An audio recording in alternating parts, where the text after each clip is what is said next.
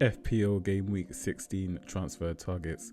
We've all been given 5 free transfers, and there's definitely transfer market activity with plenty of players dropping and rising in price. So where should we be spending these 5 free transfers and why? That's what we'll be discussing in today's video, with a free hit and a wildcard draft as well for anyone that still has the chips. So if you enjoyed the video, make sure you smash that like button and hit that subscribe, and let's get into it.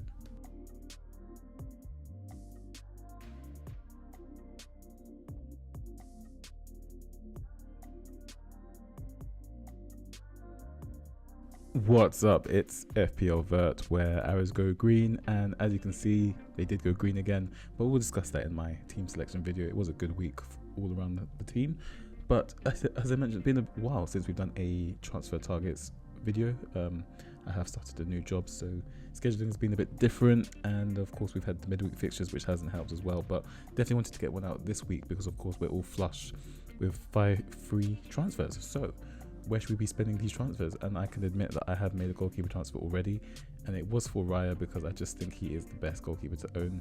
Of course we have 5 other goalkeepers on this list, but I think for goalkeeper you just want to own them long term and not really want to change them. So unless there's an injury, I don't really see why I'd be changing Raya from now until the end of the season, if I'm totally honest. So yeah, I think it has to be Raya. I mean, you look at the underlying data, he's clear of everyone else on this list. Like, you know, if there's maybe a free hit week, you might want to go against Raya, especially this week. I don't think there's a good reason to go against him, if I'm totally honest. And then of course Dubravka's here because he's the cheap option. Martinez is here because he's in good form, I guess. Pickford as well, Henderson. But if you're going to spend over 5 million on the goalkeeper, you might as well just get Raya, if I'm totally honest.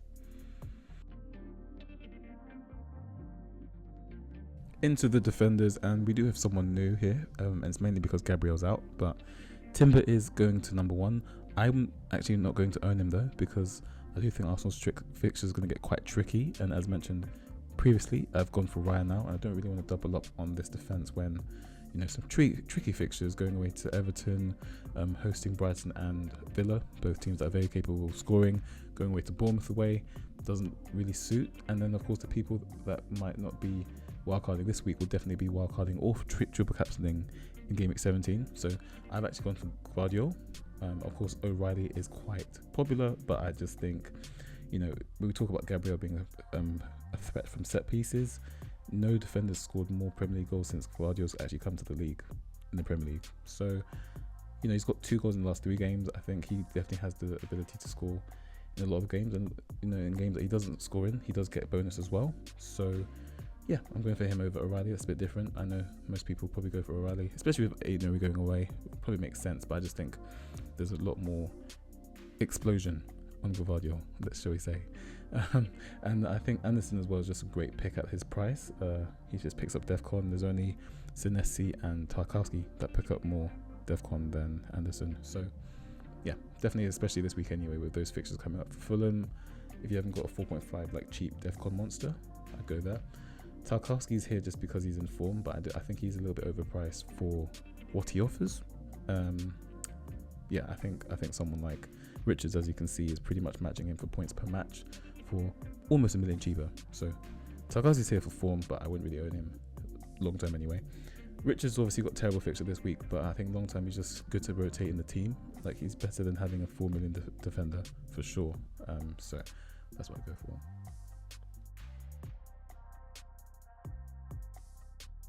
Into the midfielders, and for the first time in quite a long time, it actually feels like we have some midfielders to choose from, at least decent ones anyway, in Saka, Bruno and Foden.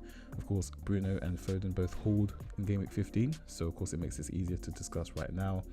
But I'm not mentioning either of them at top because Saka's clearly the best captain this week. I mean, just looking at the Wolves tax situation, they are bottom of the Premier League. They have 2 points out of 15 game weeks, which is absolutely shocking. That's 45 points available, and they've gotten 2. So yeah, I think anyone facing Wolves right now is captaincy option. Probably went a bit too early with the Bruno captaincy. I thought West Ham tax was enough. Clearly it's the Wolves tax that we should be targeting. So yeah, I mean, I definitely won't be captaining Haaland away to Palace. That much is clear. But yeah, I mean, like, as I mentioned with Timber, I also have some tricky fixtures coming up. So yeah, if you don't own Saka for this week, I guess you don't really need to own him. But I guess at the same time, if you have 5 free transfers, why would you not own him this week? So I guess there's that. Then Bruno, yeah, he's just going to be a long-term mainstay in our teams, I imagine. Plays pretty much all the minutes. He is on the penalties, as people might have been speculating. He's the captain of Manchester United. He's not going to get bounced off penalties very easily, even if he misses 2. And he put away the 3rd one, thankfully. And then, of course, Foden, when Foden's on form, you have to own him, and it's pretty much as simple as that. He's just, when he hits the groove, he starts taking shots from outside the box and they go in. So, and even, he even puts away headers when he's in this run of form. So yeah, there's no reason to not own any of these big 3. Really, none of the big 4. I mean, obviously, I'm not going to own Dewsbury Hall this week or next week, but I think I'll go there for game week 18 just to have as a cheap bench option. That said, my bench option stack is returning against top Champions League level teams. Actually, Stack got an assist against Chelsea, and then he got 12 points against Liverpool. So maybe I should be looking at him, but I'm not sure about that so far. And Wilson is just a bit of a fun punt because we have 5 free transfers, and you have to use them or you burn them. So I think especially with Iwobi going away and Jaquaiti as well, actually for AFCON from Fulham. Maybe Wilson gets more minutes. Let's see. This is more of a wait and see, I would say. Burnley away is not okay. Well, Burnley is a good fixture, but they're not really conceding buckets of goals at home at the moment. So maybe we wait and see for game week 17.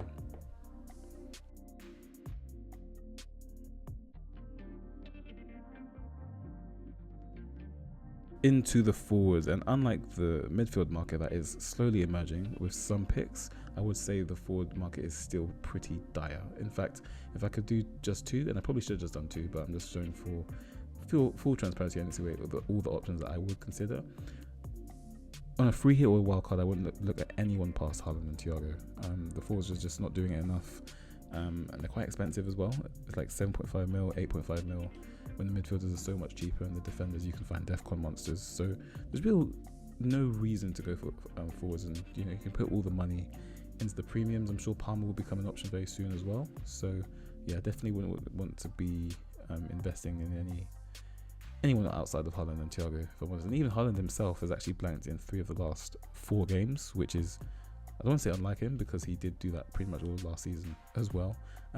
But Thiago, yeah, I mean, he can blank at Tottenham. That is totally acceptable. And he's host to Leeds, and he's going to be facing the famous Wolves tax in game week 17. So pretty much as no-brainer as a pick as you can get with Thiago, given the price and the fixtures and what he offers. And then yeah, the rest are literally making up the numbers here. So let's look into the free hit draft. So into just a quick free hit draft for game week 16. I must say it's not my favorite week of all the remaining weeks. That would probably be game week 17. Probably if you haven't got your triple captain, of course. I would say triple captain is the best week for game week 17 though, with Haaland. But yeah, I mean, triple Arsenal home to Wolves, that is pretty much a no-brainer. And then of course you've got a bit of Fulham because they're going away to Burnley, but it is away, so that's something to be wary of. Chalobah's been a very secret but very reliable source of returns, but Chelsea's fixtures are actually tailing off after this fixture, so be good to own him for one last week if you haven't had Chalobah like I have, which has been great. Yeah, Bruno picks himself, and then Rodgers is going away to West Ham. Like I said, West Ham tax is probably not as strong as Wolves tax, and Villa, really weird team to try and analyse at the moment, but they did just beat Arsenal, so I guess you have to give them the credit where the credit's due. But yeah, I won't be buying Villa assets. But maybe for this week you can have him. Let's see.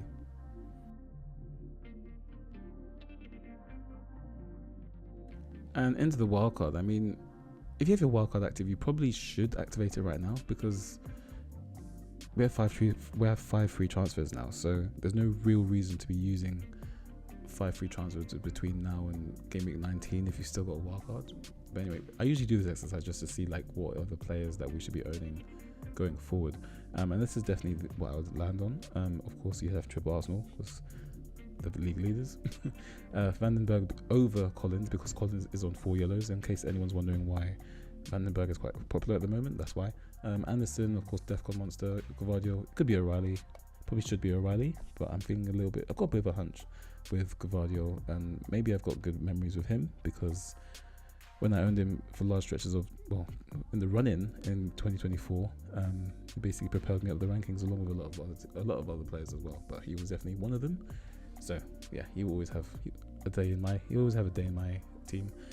Foden and Haaland, of course, yeah, I mean, don't need any explanation. Dewsbury Hall is a bit of a selection dilemma between him and Semenyo, but I can't overlook that Semenyo has just been blanking, even if he did score an offside goal against Chelsea.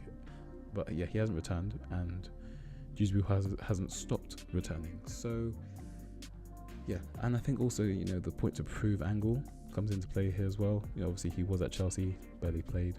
He's now at Everton and he's doing quite well. So I would definitely play Dewsbury Hall over Semenyo, but that would be the midfield 5 I'd be owning. Those would be the forwards I'd be owning, because as I mentioned, the forwards all suck. And so it's really just trying to make yourself flexible for any changes that might happen, or anything that might. So for example, for me, that main thing would be Palmer. If Palmer becomes an option, we're going to need him, but I think we don't need to own Saka if Palmer becomes an option, as much as it pains me to say. So I'd pretty much go with this structure. So if you enjoyed the video, make sure you drop a like and hit that subscribe if you're not already.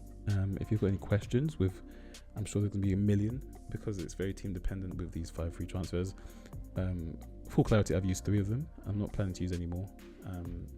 So hopefully I can roll the next 2 game weeks. That's why I've actually gone for gvardiol, because obviously Timbers look good this week, but I'm not really feeling Arsenal's fixtures after that.